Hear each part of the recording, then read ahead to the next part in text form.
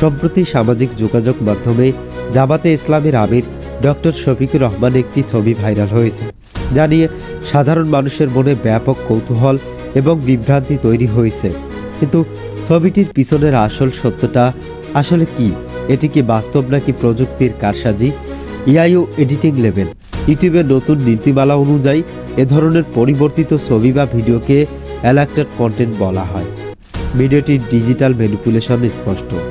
ব্যক্তির মাথার টুপিটি এমনভাবে সরানো হয়েছে যে মাথার উপরের স্বাভাবিক চুলের বদলে একটি অস্বাভাবিক রেখা দেখা যাচ্ছে, যা নির্দেশ করে যে এটি নিখুঁত কোনো এডিটিং নয়।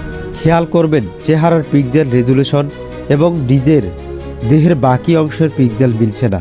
এটি মূলত একটি ফেস সুইপ বা একজনের মাথা কেটে অন্য দেহে বসানো হয়েছে। ছবিতে ডাক্তার শফিকুর রহমানের সম্পূর্ণ খালি গায়ে দেখানো হয়েছে, অথচ তার ঠিক পাশেই একজন নারীকে বোরকা ও নিকাব পরা অবস্থায় দেখা যাচ্ছে। এটি একটি চরম বৈপরীত্য। কোনো বাস্তব পরিস্থিতিতে এমন দৃশ্য অসম্ভব, এবং এটি কেবল চরিত্র হননের উদ্দেশ্যেই তৈরি করা হয়েছে। একজন পাবলিক ফিগার এবং একটি বড় রাজনৈতিক দলের প্রধান হিসেবে তার সামাজিক অবস্থানের সাথে এই ছবিটির দৃশ্যপট একদমই খাপ খায় না। ভাইরাল হওয়া পোস্টটিতে চ্যানেল এআই নামক একটি লোগো ব্যবহার করা হয়েছে, যা জনপ্রিয় মূলধারার সংবাদ মাধ্যম চ্যানেল আই এর আদলে তৈরি করা।